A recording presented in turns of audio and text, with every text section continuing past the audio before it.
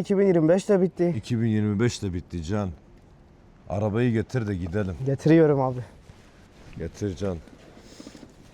Oo. Hadi gidelim. Hoppa. Arkadaşlar 2025 senesi bitti. Mutlu, huzurlu, çok güzel bir seneydi. Bu sene zarfında 2026'ya giriş zamanında bizimle beraber bize destek olan tüm takipçilerimize, tüm dostlarımıza teşekkür ederiz.